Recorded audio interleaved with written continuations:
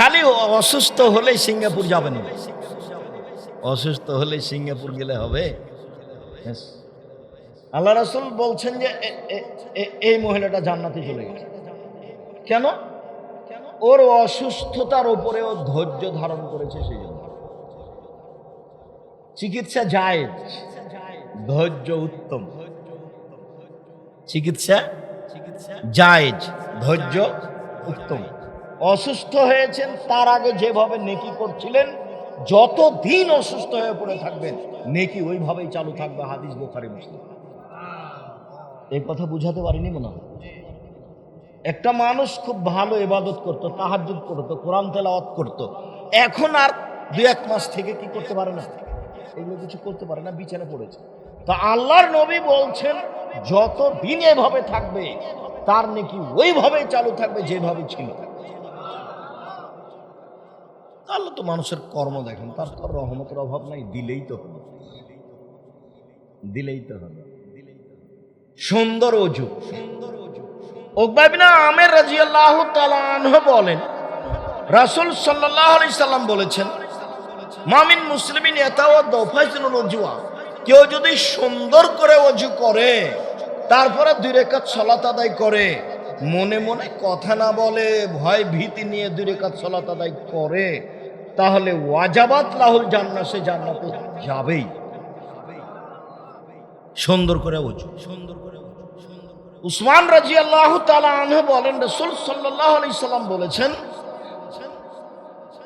মান তাহাজ্জুরুহু সালাত সালাতুল মাকতুবা, যার কাছে ফরজ সালাত চলে আসলো, ওযু করলো, সুন্দর করে করলো, রুকু সিজদা ঠিক মতো করলো, তাহলে তার সব পাপ ক্ষমা, সব ক্ষমা। আবু হুরায়রা রাদিয়াল্লাহু তাআলা আনহু বলেন, যে কোনো পুরুষ নারী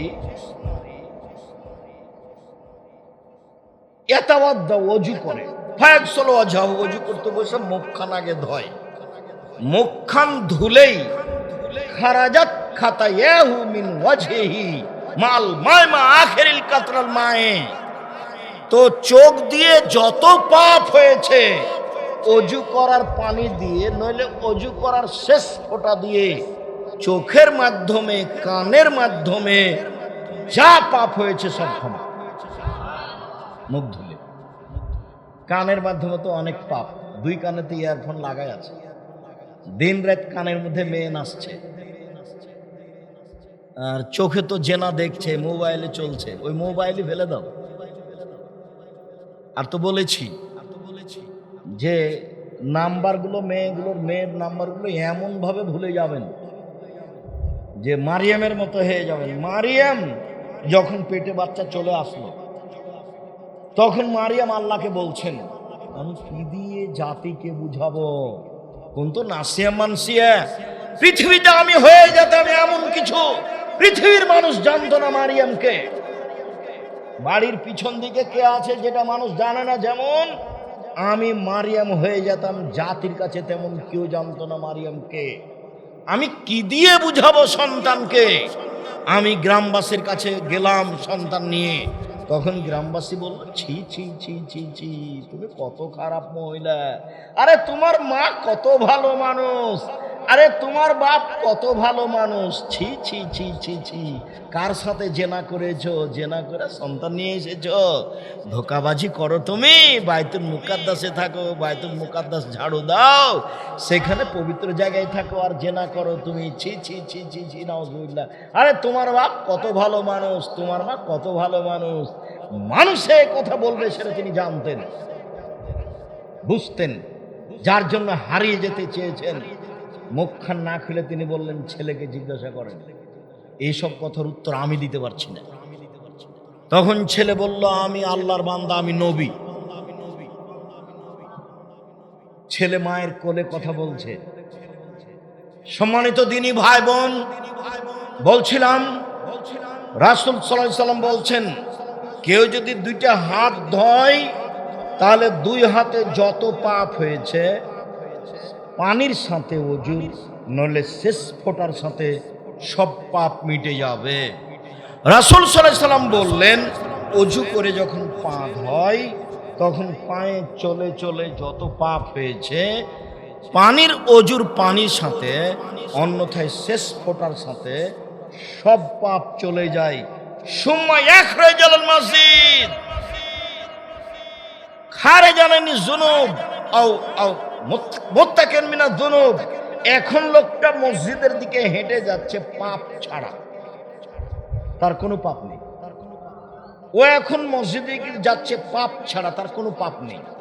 অজু করেছে, কান চোখ যা ছিল পাপ গেছে, হাত ধুয়েছে যা ছিল পাপ গেছে, পা ধুয়েছে যা ছিল পাপ গেছে। তো এখন পাপই নাই, এখন মসজিদের দিকে সলাত আদায় করতে যাচ্ছে। এখন কি অবস্থায় যাচ্ছে? নিষ্পাপ হয়ে। সলাতটা নফল হয়ে যাবে। আবু হুরায়রা রাদিয়াল্লাহু তাআলা আনহু বলেন, আল্লাহ নবী বলেছেন, আল ওযু ইউকাফিরু মা কানা ক্বাবলাহু। অজু করলে তার অতীতের সব পাপ মিটে যায়। সালাত কানাত লাহু নাফিলা, আর নামাজটা সালাতটা তার জন্য নফল অতিরিক্ত হয়ে যায়। সালাতটা হলো এখন নফল। মানুষ তাহাজ্জুদ পড়ে কেন? মান বাড়ার জন্য। তা আমি অজু করেছি, পাপ মিটে গেছে, সালাত আদায় করব কেন? মান বাড়ার জন্য। তাহাজ্জুদ পড়লে কি হয়? মান বেড়ে যায়। একজন সাহাবী বলছেন যে আল্লাহর নবীর কাছে আমি রাতে অজুর পানি আর মেশাক নিয়ে গেলাম, নিয়ে যেতে বলছে উনি খুব খুশি। বাহ, তোমার তো বুদ্ধি ভালো, তুমি রাতের জন্য মেশাক নিয়ে এসছো, পানি নিয়ে এসছো, তুমি চাও তো কি চাও আমার কাছে, চাও তো, আমি খুব খুশি, আপনার সাথে জান্নাতে থাকতে চাই। আহারে না না, এটা না, এটা না, অন্য কিছু চাও, ওইটাই চাই, ওইটাই চাই। তাহলে তো হলো না। তাহলে আমাকে সাহায্য করো, তাহাজ্জুদ পড়ো। তাহাজ্জুদ না পড়লে আমার সাথে থাকা যাবে না। রাতে সালাত আদায় না করলে আমার সাথে থাকা যাবে না। অন্য আরো পথ আছে নবীর সাথে থাকার। মেয়েকে কি করতে হবে? লালন পালন করতে হবে। আর একটা কি করতে হবে? এতিম লালন পালন করতে হবে। জামিয়া সালাফে 519 জন এতিম আছে,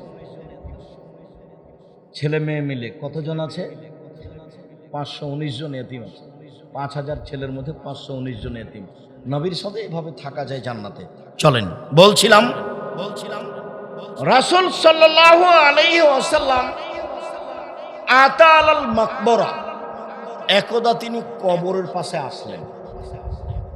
কবরের পাশে এসে বলছেন, আসসালামু আলাইকুম দারাল মুমিনিনা ইন্না ইনশাআল্লাহ বিকুম লাহিকুনা। ও কবরবাসী, তোমাদের উপরে সালাম, আমি অচিরেই তোমাদের সাথে মিলিত হব।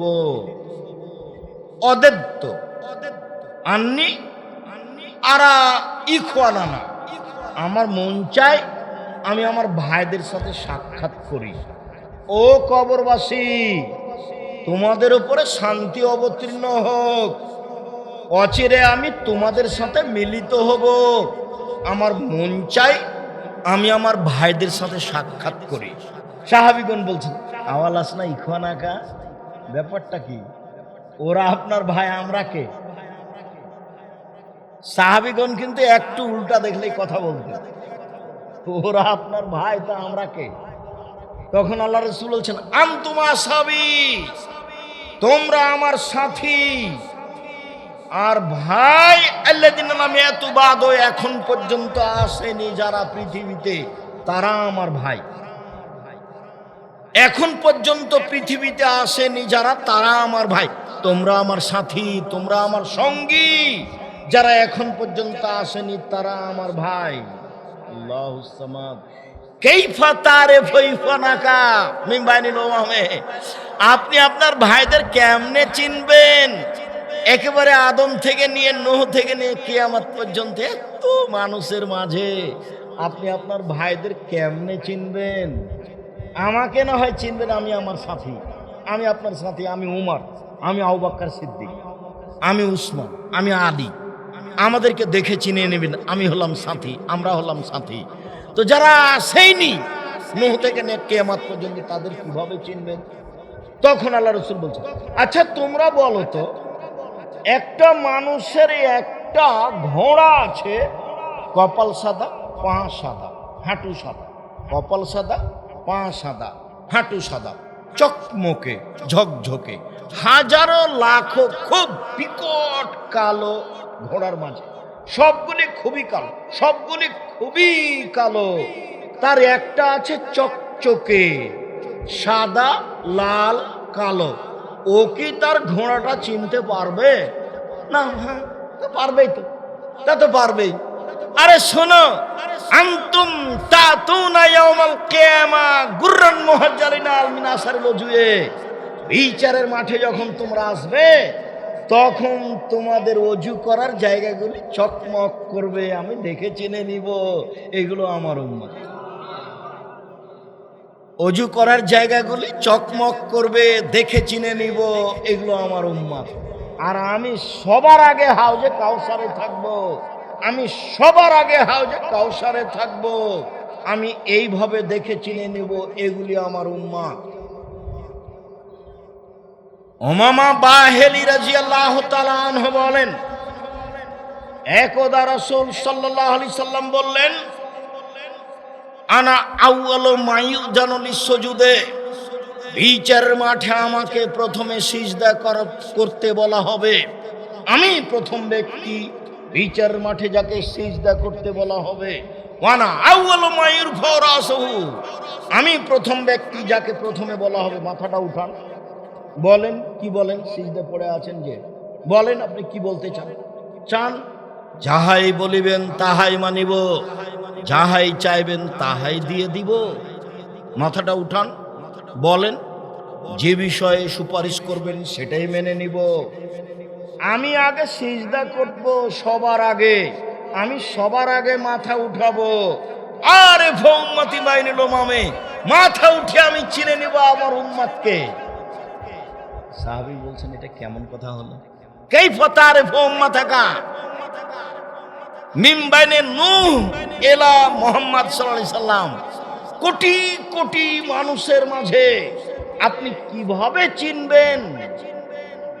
তখন বলছেন, আমি আমার উম্মতকে সামনের দিকে দেখে চিনে নিব, তেমনি ভাবে চিনব ডান দিকে দেখে, তেমনি ভাবে চিনব বাম দিকে দেখে, তেমনি ভাবে চিনব পিছন দিকে দেখে। এক হুম ইয়াতুনা ইয়াউমাল কিয়ামা গুররান মুহাজ্জালিনা মিন আসারিল ওজুয়ে। ওরা আসবে ওজুর চকমকে নিয়ে, আমি দেখে চিনে নিব। তাহলে কোন উম্মত এভাবে আসবে না, কোন উম্মত এভাবে আসবে না। মুসা আলাইহিস সালাম হোক আর দাউদ আলাইহিস সালাম হোক, কার উম্মত এভাবে আসবে না। আমি আমার উম্মতকে চিনে নিব ওজুর চকমকে দেখে। এক। দুই, ওয়ায়ুতামালুহুম ফিমা ফি আইমানিহিম। আমার উম্মতের ডান হাতে খাতা দেওয়া হবে, এইটা দেখে চিনে নিব এরা আমার উম্মত। আমার উম্মতের ডান হাতে খাতা দেওয়া হবে, এইটা দেখে চিনে নেব এটা আমার উম্মত।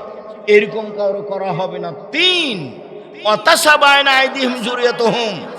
ওদের যেগুলো ছোট ছেলে মেয়ে মারা গেছে সেইগুলো তাদের সামনে ছুটাছুটি করবে। যাদের ছোট ছেলে মেয়ে মারা গেছে, ছোট ছেলে মেয়ে তাদের সামনে দৌড়াদৌড়ি ছুটাছুটি করবে, দেখে আমি চিনে নিব এগুলি আমার উম্মত। তাহলে বিচারের মাঠে তিনি তার উম্মতকে চিনবেন তার তিনটা পথ। এক, অজুর চিহ্ন। দুই, ভুলে গেছেন মনে হয়, কি বলেন তো দেখি, ডান হাতে খাতা, খুঁজেই পাচ্ছেন না কি যে হলো। তিন, এবার আপনারা তো ছিলেন 8-10 ভাই বোন, এখন আপনার একটাই ছেলে একটা মেয়ে, দুনিয়ার বল শতান, একটা ছেলে একটা মেয়ে, হিসাব বাতিল। ছেলে মেয়ে বেশি হলে 2-4 জন মারা যাবে। আপনারাকে প্রায় যারাকে জিজ্ঞাসা করবো তারা আপনারা বলবেন আমরা 6 ভাই 3 বোন, আমরা 8-9 বোন। আমার আব্বার 2টা ছেলে মারা গেছে, আমার আম্মার 3টে ছেলে মারা গেছে, আমরা এখন 7 জন বেঁচে আছি, 3টে মারা গেছে, আমার আম্মার 10 ছেলে মেয়ে। প্রায় সবাই বলবে তাহলে আপনার একটা ছেলে একটা, তাহলে কয়টা মরে আর কয়টা থাকে? ছেলে মেয়ে কম হলে ইহকালে লস, টাকা পয়সা কম হবে। ছেলে মেয়ে কম হলে পরকালে লস, বিচারের মাঠে দেখা যাবে না। ছেলে মেয়ে কম হলে ইহকালে লস, টাকা পয়সা কমে যাবে। আর ছেলে মেয়ে যদি বেশি হয় ইহকালে লাভ। ঢাকাতে একটা, চট্টগ্রামে একটা, বিদেশে একটা, লন্ডন আমেরিকাটা বলছে আম্মা 7 দিনের মধ্যে আমি টাকা পাঠাচ্ছি, আসতে হবে আপনাকে আমেরিকা। লন্ডনে বলছে না না আম্মা ও আপনার কাছে যাবে না, আমার কাছে আসবে। চট্টগ্রামের বলছে ওইসব ছাড়ো তো তোমরা, মা এখন বয়স বেশি হয়ে গেছে, এখন কার কাছে আসবে? আমার কাছে আসবে। চট্টগ্রাম দেখছেন কি সম্মান। আর একটাই ছেলে মাকে বাহির করে দিয়েছে বাড়ি থেকে, দুনিয়ার বদ, মাকে বাড়ি থেকে বের করে দিয়েছে। হিসাব বাতিল, ওটা চলবে না। সম্মানিত দিনী ভাই বোন, ওযু একটি ভিন্ন ধরনের ইবাদত যা দিয়ে মানুষের পাপ মুছে যায়। ওযু একটি ভিন্ন ধরনের ইবাদত যা দিয়ে মানুষের পাপ মুছে যায়। ওবায়দা ইবনে সামিত রাদিয়াল্লাহু তাআলা আনহু বলেন, আল্লাহর নবী বলেছেন, as-salatul khams ইফতারাজাহুন্নাল্লাহু তাআলা, 5 ওয়াক্ত সালাত আল্লাহ ফরজ করেছেন। 5 ওয়াক্ত সালাত আল্লাহ ফরজ করেছেন। মান আহসানা ওযুহুন্না, কেউ যদি এই 5 ওয়াক্ত সালাতের ওযু সুন্দর করে করে, অসাল্লালে ওয়াক্তেহিন্না, সালাত যদি ঠিক টাইমে পড়ে, ও আতাম্মা রুকুহুন্না সুজুদাহুন্না, সুন্দর করে রুকু সিজদা করে, কানা আলাল্লাহি লাহু আহাদুন, তখন আল্লাহর উপরে একটা তার সাথে চুক্তি হয়ে যায়। আল্লাহ বলেন, এই শোনো, তোমার সাথে আমার চুক্তি হয়ে গেল, আমি তোমাকে জান্নাত দিব। আল্লাহ বলেন তাকে, তোমার সাথে আমার অঙ্গীকার হলো, আমি তোমাকে জান্নাত দিব। আল্লাহর কাজ মানুষের মুখামুখি হয় না। মসজিদ হলো আল্লাহর ঘর, মসজিদে ঢুকে বলা যাবে না আল্লাহ আপনার ঘরে বসতে চাচ্ছি, বসবো কি? এভাবে বলবেন না, কিভাবে করবেন বলেন তো দেখি? 2 রাকাত সালাত আদায় করবেন, তখন আল্লাহ আপনাকে কি বললেন? বস। যখন আপনি 2 রাকাত সালাত আদায় করবেন তখন আল্লাহ আপনাকে কি বললেন? যে বসেন। এই জন্য 24 ঘন্টা যে কোনো সময় মসজিদে ঢুকলে 2 রাকাত সালাত আদায় করতে হবে বসলে, আর না বসলে ঢুকে চলে আসে। আর যারা এই পথ অবলম্বন করেছে যে ঢুকে আগে বসতে হবে, তারা রাসূলের বুখারী মুসলিমের হাদিসকে অপমান করেছে। ঢুকে আগে অনুমতি দিতে হবে বসার জন্য। তো এখন আল্লাহর সাথে আমার চুক্তি হচ্ছে, কি মুখামুখি হবে? চুক্তি হয়ে যাবে। 1 সুন্দর ওযু, 2 সময়ে সালাত, 3 রুকু সিজদা ঠিক। তাহলে এবার তার সাথে আমার চুক্তি হয়ে গেছে, তিনি আমাকে কি দিবেন? জান্নাত দিবেন মর্মে লিখিত চুক্তি হয়েছে।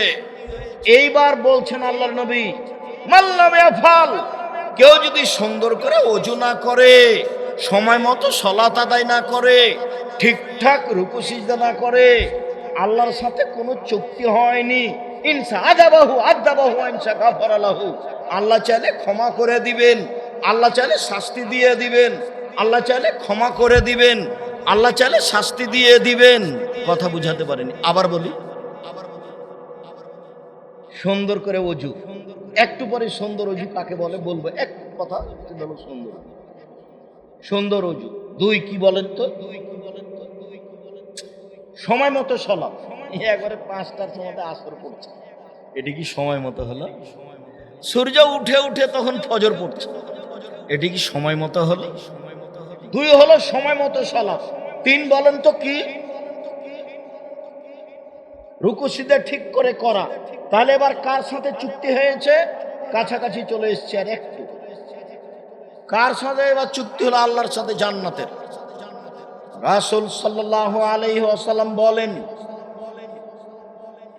লা তুকবালু সালাতুন বিগাইরি তুহুরিন, ওযু ছাড়া সালাত হবে না।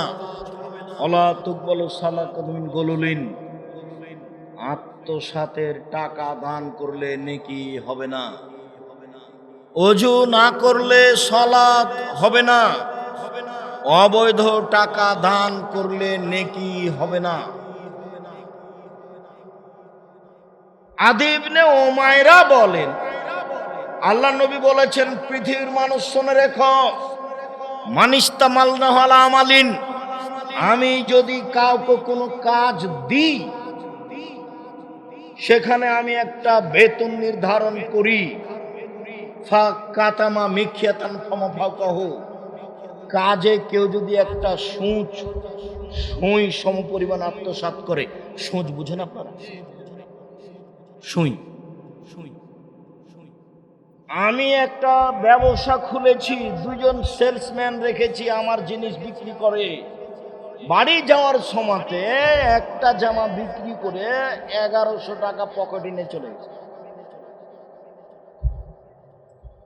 তো কাউকে যদি কোনো দায়িত্ব দেওয়া হয়, সে দায়িত্বে যদি আত্মসাৎ করে, দায়িত্বে যদি বিশ্বাসঘাতকতা করে, দায়িত্বে যদি গাদ্দারি করে, তাহলে যেইটুকু আত্মসাৎ করেছে, বিশ্বাসঘাতকতা করেছে, সেইটুকু নিয়েও বিচারের মাঠে উপস্থিত হবে। বিশ্বাসঘাতকতা করে মসজিদের সভাপতি, বিশ্বাসঘাতকতা করে মাদ্রাসার সভাপতি, বিশ্বাসঘাতকতা করে প্রিন্সিপাল, ভাইস চ্যান্সেলর, বিশ্বাসঘাতকতা করে চেয়ারম্যান, মেম্বার, এমপি, মন্ত্রী, বিশ্বাসঘাতকতা করে যারা টেন্ডার নিয়েছে রাস্তা তৈরি করা, বিশ্বাসঘাতকতা করছে যারা যমুনা পদ্মা সেতু তৈরি করছে, এরা যারা যেখানে যেটুকু বিশ্বাসঘাতকতা করেছে, বিচারের মাঠে সেটুকু কাঁধে নিয়ে উঠবে বিচারের মাঠে। হাদিস বুখারী, মুসলিম। বিস্তারিত দেখতে চাইলে দেখতে হবে আত্মসাৎ। আলোচনার নাম কি? আত্মসাৎ। হাদিসের সাথে একটা বাক্য এসেছিল তাই বললাম। রাসূল সাল্লাল্লাহু আলাইহি সাল্লাম বলেন, মিফতাহুস সালাতে আত-তাহুর, ওযু হলো সালাতের চাবি। ঘরে তালা মারা আছে, ঢোকেন তো কিভাবে ঢুকবেন? চাবি লাগবে, তালা খুলে ঢুকবেন। তো এখন সালাতের চাবি কি বলেন তো? সালাতের চাবি নামাজ, ওই কথাটা মিথ্যে, জালান। জান্নাতের চাবি সালাত, ওগুলো একটা কথা ঠিক। সালাতের চাবি হলো ওযু। তো ওযু না হলে তো আর আপনি সালাত আদায় করতে পারছেন না, কেন? তালা মারা আছে, ঘরে তালা মারা আছে, ঢোকেন তো দেখি। খুলে ঢুকতে হবে। আল্লাহ নবী বলছেন যে সালাতের চাবি হলো ওযু। তো ওযু যদি ঠিক না হয় তাহলে সালাতে ঢোকা যাচ্ছে না। আবু হুরায়রা রাদিয়াল্লাহু তাআলা আনহু বলেন, আল্লাহর নবী বলেছেন সালাত 3 ভাগে বিভক্ত। আত-তাহুর সলসুন, ওযু হলো 3 ভাগের 1 ভাগ। রুকু সলসুন, রুকু হলো 3 ভাগের 1 ভাগ। আর সুজুদ সলসুন, সিজদা হলো 3 ভাগের 1 ভাগ। ফানাদাহাবে হাক্কিহা, কেউ যদি ঠিক 3টা কাজ করে, কবেলাত সালাতুহু, তার সালাত কবুল করা হবে। ও কবেরা সাহেব আমালিহি, সব আমল কবুল করা হবে। আর কেউ যদি ওযু ঠিক না করে, রুকু ঠিক না করে, সিজদা ঠিক না করে, তাহলে তার সালাত কবুল করা হবে না, কোনো ইবাদত কবুল হবে না, সব গেছে। চলেন আলোচনার শেষ হাদিস, খুব খেয়াল করে থাকুন। জাতিকে কোনোদিন ফাঁকি দিনই ধর্মের নামে। কাজেই মুখের কথা মূল্যায়ন করবেন, মিডিয়াতে আছে। কাজেই কলমের কথা মূল্যায়ন করবেন, বই পুস্তকে আছে। টাঙ্গাইলের লোক বই পুস্তক মূল্যায়ন করে। যাওয়ার সময়তে সবার পছন্দনীয় মানুষ আব্দুল্লাহ, আমাকেও ভালো লাগে, আমিও আব্দুল্লাহর বক্তব্য শুনি, দীর্ঘ সময় শুনি। অনেক কথা আব্দুর রহিমের বক্তব্য দেখি ওইরকমই, যেটা আমার জানা ছিল না, ও বললো তখন আমার কাছে ধরা পড়লো, ওহো আমি তো এই কথা বলেছি কিন্তু এভাবে তো বলিনি। তা আব্দুল্লাহ মিন্নাতুল বারি লিখেছে, আব্দুল্লাহর বই পড়েন, খুব গুরুত্বপূর্ণ বই। আমরা আরও যেসব বইগুলো লিখেছি, যেমন উপদেশ, আজকের আলোচনা উপদেশ বইয়ে আছে। আর সলাতের উপরে তো বই লেখার প্রয়োজন ছিল না, তবু আমি লিখলাম যে আমি একটু ভিন্নভাবে সুন্দর করে পেশ করার চেষ্টা করেছি। আর এগুলো বই যদি কিনতে না পারা যায় তো খালি হাতে যাবেন না, একটা ইতেসাম পত্রিকা হাতে করে যাবেন। লাখ লাখ টাকা খরচ করছেন আপনারা ইতেসাম পত্রিকা বের করতে। টাকাটা আপনি দেননি তো অন্য কেউ তো দিয়েছে, সেটা তো আপনার ভাই। 12 জন মুফতি আছেন, 18-20 জন লেখক আছে, 18-20 জন কর্মচারী আছে, এদেরকে সব বেতন দেন প্রতি মাসে এতগুলো লোককে। তারপরে টাকা দিয়ে ছাপান, ও কি এমনি ছাপা হয় না, টাকা দিয়ে ছাপাতে হয়। সেগুলো আপনার কাছে আসে খরচ। আল ইতিসাম পত্রিকা, জামিয়া সালাফের মুখপাত্র পত্রিকা, যাওয়ার সময় একটা করে সাথে নিয়ে যাবেন। 25 টাকা নেক আর 30 টাকা নেক, খালি যাবেন। আর পারলে আর সব বই নিয়ে যাবেন, আব্দুল্লাহর বই নিয়ে যাবেন। আর জামিয়া সালাফিয়ায় ফরম বিক্রি হয় ডিসেম্বরে, আর ভর্তির তারিখ হলো 1 জানুয়ারি। একটাই দিন। জামিয়া সালাফে রাজশাহীতে যান, আপনার ব্যাপার। দিনাজপুরে যান, আপনার ব্যাপার। বরিশালে যান, আপনার ব্যাপার। আপনার এখানে যান, রূপগঞ্জ, নারায়ণগঞ্জ, ঢাকা, আপনার ব্যাপার। আর 7-8 সামনে বৃহস্পতিবার, শুক্রবার জামিয়া সালাফে ডাঙ্গিপাড়ায় সম্মেলন। ভালোভাবে প্রস্তুতি নিয়ে যাবেন। এই সম্মেলন আপনাকে মূল্যায়ন করতে হবে। সবাই বিষয় ভিত্তিক বক্তব্য দিবে, আর বিষয় হলো রাসূলের চরিত্র, রাসূলের আদর্শ। সবার ওইভাবে ওই বিষয় ভাগ করা আছে।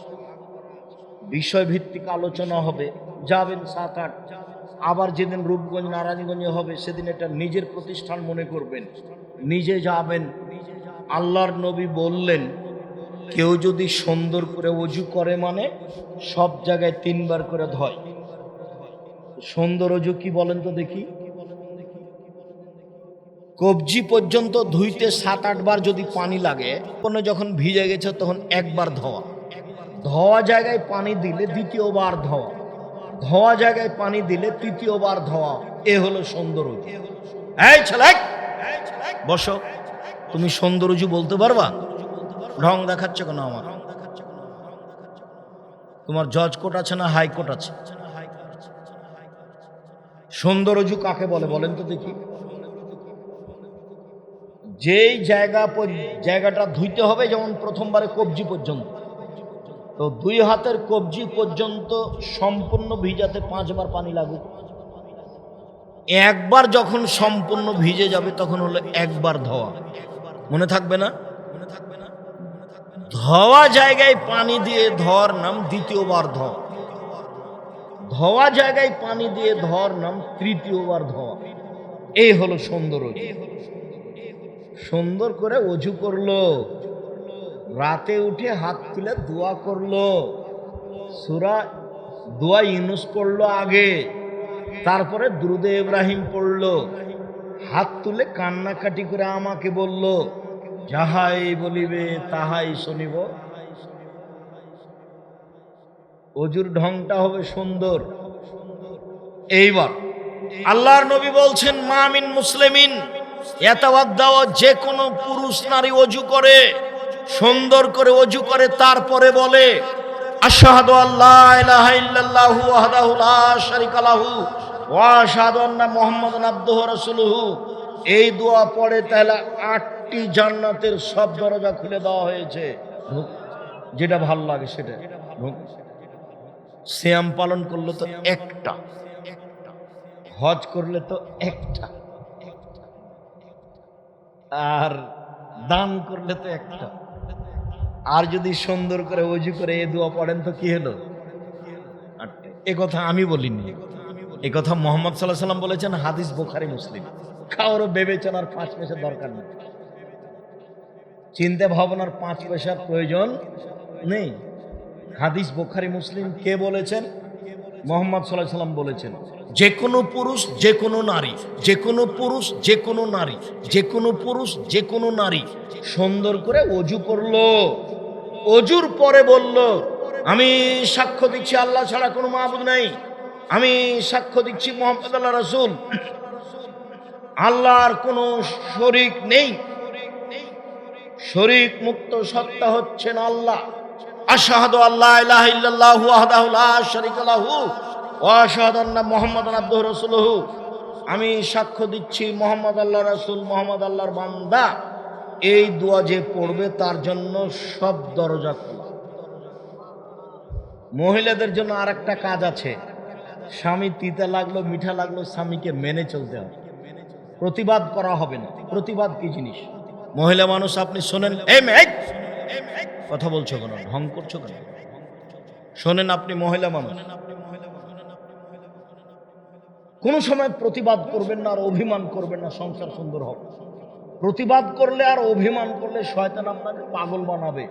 অভিমান কি জিনিস? তোমাকে একটা ভালো শাড়ি নিতে বলেছিলাম কতদিন আগে, তুমি করলে না, তুমি আমার কথা মানো না। তোমাকে আমি এই জিনিসটা আনতে বলেছিলাম, তুমি কোনোদিন আনলে না। তখন খালি শয়তান ওই মহিলাটাকে বলবে, দেখ না তোর স্বামী কোনোদিন কোনো কথা মানে না, আসলেই তো মানে না। আবার বলবে, দেখ না তোর স্বামী একদিনও মানেনি। অভিমান করলে কে সুযোগ পায়? শয়তান সুযোগ পায়, অভিমানই নাই। আমি সাধারণ ঘরের মেয়ে আপনার বাসায় এসেছি, যেভাবে রাখবেন সেভাবেই থাকবো।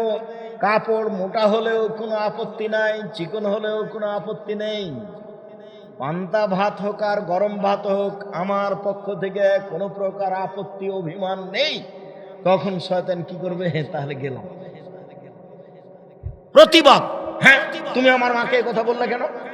তুমি আমার মাকে এভাবে বলবে কেন? তখন শয়তান বলবে, তোর মাকে আর একদিন গালি দিয়েছে, তোর মনে নাই? তোর মাকে আর একদিন গালি দিয়েছে। একদিন তো চলে এসেছিল শয়তান, তোর মা কিছু খাওয়ার পানি করেনি, কতদিন তোকে বললো, তোর মা তো আমার জন্য কিছু রান্না করলো না। এগুলো কে বলাচ্ছে? শয়তান বলাচ্ছে। যার জন্য মহিলাদের অভিমানও থাকা হবে না, প্রতিবাদও থাকা হবে না। বুঝা যায় না কথাটা কি? অভিমানও থাকা হবে না, প্রতিবাদও থাকা হবে না, তাহলে সংসার সুন্দর হবে। 1, 5 ওয়াক্ত সালাত, 2, রমজানের রোজা, 3, স্বামীকে মেনে চলা, তিতা লাগলেও মিঠা লাগলেও, 4, জেনায় লিপ্ত না হওয়া। এবার জান্নাতের সব দরজা খোলা।